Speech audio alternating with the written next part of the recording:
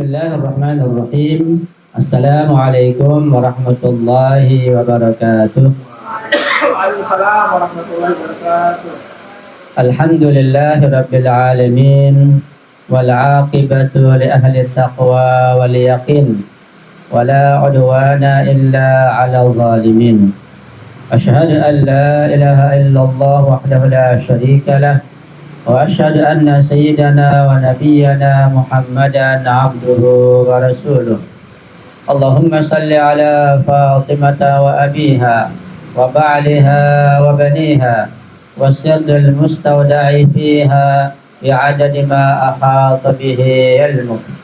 Rabbi shrah li sadri wa yassir li amri wa hlul 'uqdatam min lisani yafqahu qawli, amma ba'du. Ikhwani wa akhwati rahimakumullah, wabil khusus yang kita hormati Sohibul Bait, Ibu Wati sekeluarga, dan Bapak Haji Dede sekeluarga yang dari jauh telah datang. Bahkan kabarnya membawa bakso Pak Haji ya. Masya Allah. Kita menikmati bakso insya Allah pada malam ini. Tapi yang offline, yang online hanya mendengar saja. Ya. Kita bersyukur pada Allah Subhanahu wa taala, malam ini malam gembira Pak Haji Dede. Karena malam milad atau milad Imam Ali bin Musa ad-Duqur. Oh, di Mashhad sangat meriah, sangat ramai. Di Najaf juga, di Kum juga seperti itu. Ya, semua bergembira alhamdulillah dengan kelahiran cahaya hidayah. Semoga beliau berkenan memberikan syafaat bagi kita semuanya. Jika berkenan mengundang kita bisa ziarah makam Imam Ridho yang sangat luas sekali dan luar biasa di sana, nggak bisa dilukiskan dengan kata-kata. Alhamdulillahirabbil alamin. Baiklah, pada kajian kita yang pertama tentang Mahdawiyah, mengenal Imam Mahdi, pada minggu yang lalu sudah kita bicarakan beberapa hal terkait masalah pandangan agama Yahudi dan pengikutnya terhadap Imam Mahdi. Saya akan bacakan beberapa kesimpulan agar kita bisa menyambung kajian kita pada malam ini. Perhatikan baik-baik bahwa setiap umat dan para penganut agama itu menaruh harapan terhadap Mahdawiyah, hadirnya Imam Mahdi. Semua agama, terutama agama Samawi kayak Kristen, apalagi Yahudi, Islam, apalagi semua menaruh perhatian dan menaruh harapan akan datangnya Rasul Adil yang akan menegakkan keadilan. Di dalam kitab suci berbagai agama kita dapati bahwa semua pemeluk agama menaruh harapan besar terhadap Mahdawiyah, yaitu terhadap kemunculan dan kehadiran Imam Mahdi sebagai Ratu Adil yang akan meratakan keadilan dan kesejahteraan di seluruh dunia di masa mendatang insya Allah. Karena masalah ini merupakan masalah fitriyah bagi semua manusia. Fitrah manusia dari lubuk hatinya mengharapkan kesejahteraan, mengharapkan keadilan yang merata. Ketika kejahatan dan kezaliman semakin merata terjadi di berbagai belahan dunia dan sangat sulit untuk dihapus, maka pada kondisi seperti ini fitrah setiap manusia itu berharap akan adanya juru penyelamat yang mampu menyelamatkan mereka dari berbagai kejahatan dan kezaliman tersebut. Kemudian memenuhi muka bumi ini dengan keadilan dan kesejahteraan. Ya, semakin banyak kezaliman, kejahatan, aniaya, makin sulit untuk diberantas, maka harapan manusia kepada Ratu Adil pada Imam Mahdi semakin besar. Yang ketiga, tekad dan harapan para nabi dan rasul untuk mendirikan sebuah pemerintahan yang adil dan makmur di sepanjang sejarah hingga saat ini belum ada yang berhasil. Bahkan tidak seorang imam maksum pun yang berhasil mendirikan negara Islam yang bertekad menegakkan keadilan dan meratakan kesejahteraan sosial. Jadi tidak pernah ada namanya negara Islam yang betul-betul meratakan keadilan. Ya, paling ada sepotong-potong. Ada pada masa Nabi, kemudian setelah itu tidak ada namanya negara Islam. Sejak masa Imam Ali sampai masa gaib kubunya Imam Yaman. Baru pada masa Imam Khomeini berhasil mendirikan negara Islam. Dari sini kita lihat betapa agungnya Imam Khomeini, membuktikan lamunan dan harapan para nabi, para rasul, luar biasa. Sehingga beliau membuka pintu jalan-jalan untuk terbukanya untuk Imam zaman. Yang keempat, kepercayaan terhadap kehadiran Sang Juru Selamat dan penegak keadilan di masa mendatang semakin menguat di masyarakat dunia sekarang ini. Kezaliman semakin merata, ya, kejahatan Zionis Amerika dan antek-anteknya semakin ganas. Mereka meyakini pada suatu saat nanti keresahan akan terhapus, kegelapan akan tersibak, dan akar kejahatan, kezaliman, kebodohan, dan kerusakan akan tercerabut di akhir zaman nanti insya Allah. 5. Tentang konsep mau'ud atau imam zaman dalam agama Yahudi. Ini sudah saya sampaikan, tapi saya singgung sedikit saja, bahwa ternyata masalah imam zaman, Imam Mahdi itu terdapat di berbagai surat, berbagai tulisan dalam agama Yahudi. Orang Yahudi yang menganggap dirinya pengikut Nabi Musa alaihissalam juga menanti al-mau'ud, sosok yang dinantikan, yaitu imam zaman. Penantian ini disinggung dalam kitab Taurat dan kitab lain dalam agama mereka, agama Yahudi. Yang pertama, kitab Nabi Daniel, yang singkatnya isinya dalam kitab tersebut ditulis atau tertulis ada ungkapan begini: pada waktu itu juga akan muncul pemimpin besar itu yang akan mendampingi anak-anak bangsamu. Ini mengisyaratkan akan muncul, akan hadir Imam Mahdi, imam zaman, di kitab Daniel. Kemudian di kitab Hagai, sedikit waktu lagi maka aku akan menggoncangkan langit dan bumi, laut, darat. Aku akan menggoncangkan segala bangsa, sehingga barang yang indah-indah kepunyaan segala bangsa mengalir, maka akan memenuhi rumah ini dengan kemegahan. Hanya keadilan, kesejahteraan diratakan di seluruh dunia, seperti itu. Dan dunia digoncangkan, digemparkan dengan kehadiran beliau nanti. Insya Allah semakin dekat kita akan bisa menyaksikan. Amin ya rabbal alamin. Yang ketiga atau C, di kitab Nabi Zefania atau Zefania tertulis seperti ini: tetapi Tuhan adil di tengah-tengahnya, tidak berbuat kelaliman.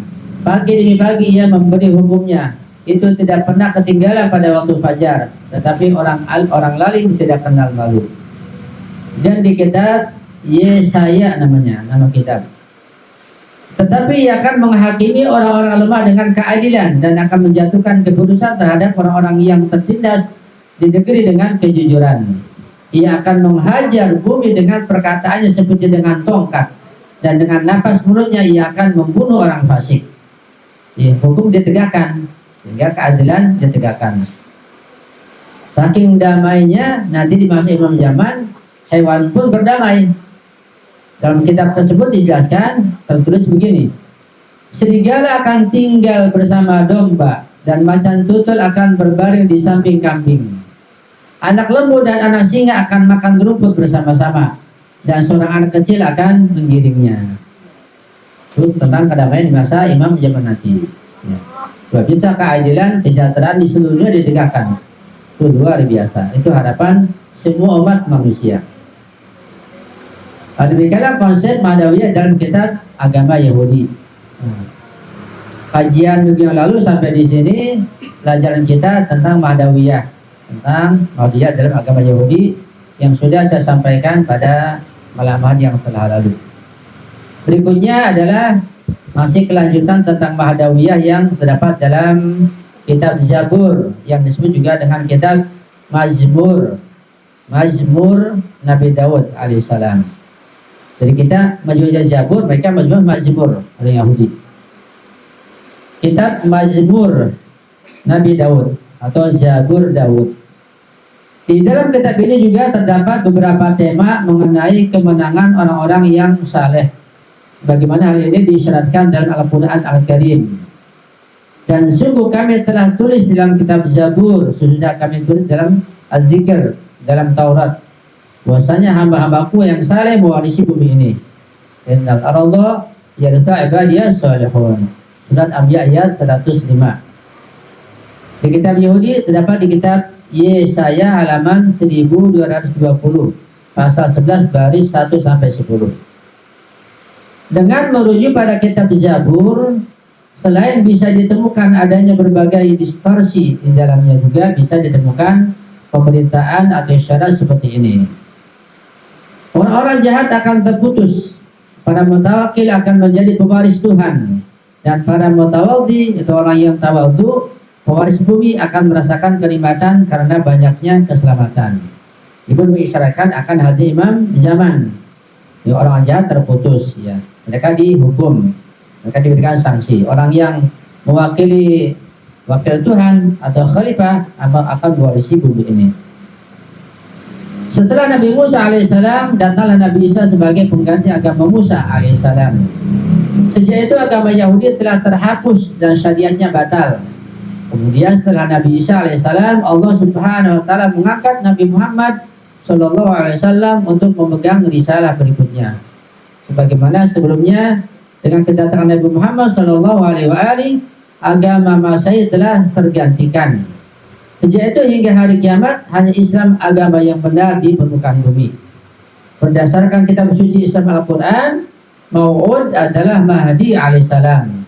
Pemberitaan dari para nabi dan pembesar agama yang mengisyaratkan pada kemunculannya berakidah adalah benar. Jadi dalam kitab mereka tertulis bahwa ketika ajaran Nabi Isa datang, Yahudi terhapus. Ya, ajaran sebelumnya dia adalah ajaran yang datang. Ketika Nabi Muhammad datang membawa ajaran Islam, maka agama masih terhapus. Jadi Islam yang harus diterima itu mereka mengetahui, dan mereka tidak menerimanya. Sehingga kalau semua menerimanya, maka Islam itu satu. Tidak ada Yahudi, tidak ada Masehi, hanya Islam yang ada. Kalau mereka jujur dengan kitab mereka. Bahkan kalau muslimin jujur, ya satu juga. Nabinya satu, Qur'annya satu, Qur'annya satu, semuanya satu. Karena enggak jujur hanya ya berfirqah-firqah. Ada madhab ini, madhab itu. Tidak ada kata sepakat. Demikianlah konsep Mahdawiyah di dalam agama Yahudi sebagai pembahasan kita yang pertama. Nah, selanjutnya juga kita akan membahas tentang Mahdawiyah di dalam agama Masehi. Di Yahudi sudah selesai di dalam agama Masehi. Temanya pemikiran Al-Maw'ud Imam Mahdi dalam agama Masehi, agama Kristen. Agama Masehi terutama dalam hal ma'rifah merupakan kelanjutan dari agama Yahudi. Ya. Jadi agama Yahudi itu lebih dulu datang, kemudian dilengkapi oleh agama Nabi Isa, agama Masehi. Sebagian dihapus, sebagian dilengkapi. Sehingga ketika yang sudah lewat, seharusnya sudah ditinggalkan. Seperti itu. Kitab suci Yahudi adalah perjanjian lama. Oleh karena itu, kajian ajaran agama Yahudi berkaitan dengan agama Masehi. Ya, ada perjanjian baru, ada perjanjian lama, kemudian digabung jadi satu. Selain apa yang disinggung dalam teks-teks Yahudi, kitab-kitab Masehi menukilkan pemberitaan mengenai Al-Maw'ud akhir zaman dalam jumlah yang lebih banyak dan lebih jelas. Tentang imam zaman itu, tentang Imam Mahdi, Al-Maw'ud, di kitab Al-Masih, kitab Kristen itu lebih lengkap, lebih banyak dibanding di kitab Yahudi. Karena banyak perubahan, banyak yang dihapus. Pertama, secara umum kedatangan Nabi Isa alaihissalam menjadi pertanda zaman kemunculan Imam Mahdi yang semakin dekat. Kedua, lebih sedikit ditemukan penyimpangan kandungan kitab karena interval waktu sejak diturunkan karya suci Yahudi hingga Masehi. Di dalam agama Yahudi pada kita lebih jauh, Masehi lebih dekat, sehingga penyimpangan lebih banyak dapat dalam kitab Yahudi dibanding kitab Masehi. Lebih pendek dibandingkan periode antara kitab Masehi dan Al-Quran. Ya. Jika Yahudi dengan Al-Quran lebih jauh, Masehi lebih dekat, sehingga penyimpangan lebih banyak pada agama Yahudi dibanding pada agama Masehi. Hal ini menyebabkan kurangnya kesempatan pihak tertentu melakukan penyimpangan dalam karya ini. Kendati demikian, musuh Masehi telah melakukan berbagai upaya ke arah distorsi. Jadi kalau kitab Yahudi sudah banyak dirubah, dikurangi, kitab Masehi begitu pula. Nah, kitab Islam Al-Quran berusaha untuk dirubah. Tapi juga nggak bisa dirubah, tapi penafsirannya dicoba tabik, dirubah. Hadis-hadisnya sebagai penafsir Al-Quran banyak yang dipalsukan, banyak disisipkan, sehingga terjadilah firqah-firqah, berbagai macam sekte-sekte dalam Islam itu terjadi. Di sini kami akan menyinggung beberapa kitab yang di dalam menyinggung pemberitaan tentang kemunculan Sang Juru Selamat.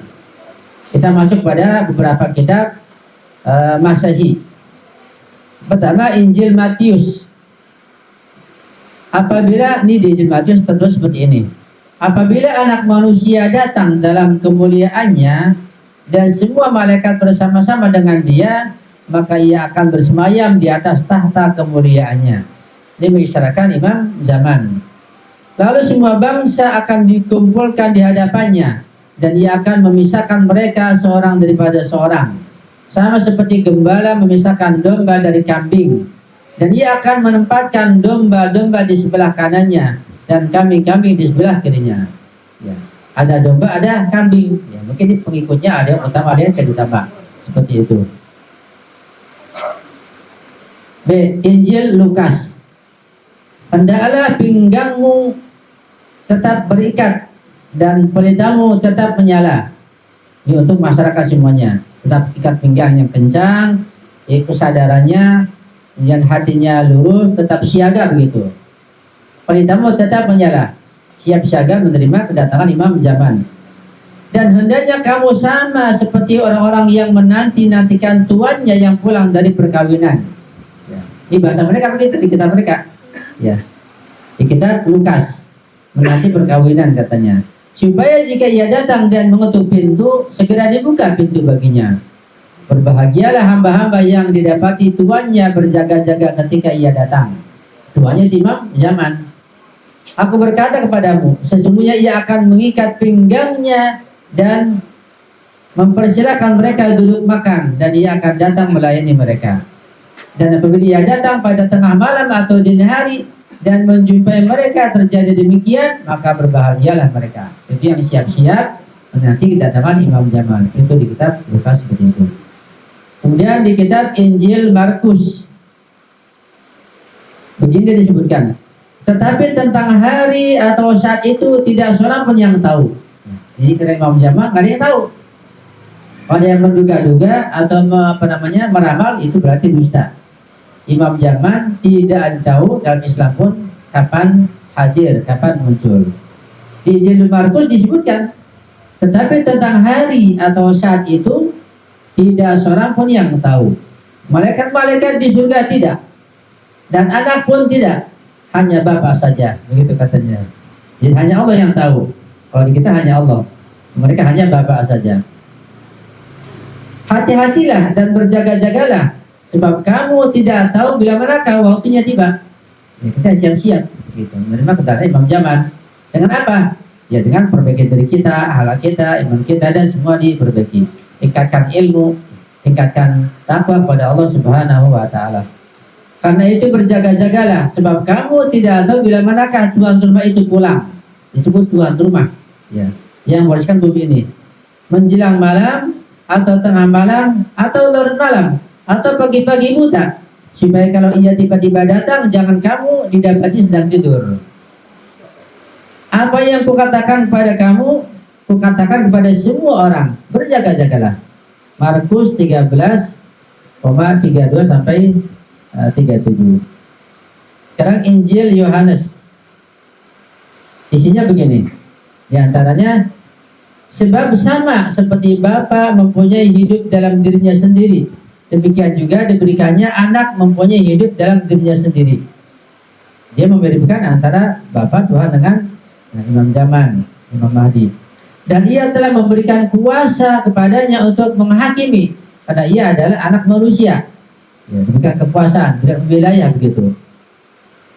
Janganlah kamu heran akan hal itu, sebab saatnya akan tiba bahwa semua orang yang di dalam kuburan akan mendengar suaranya.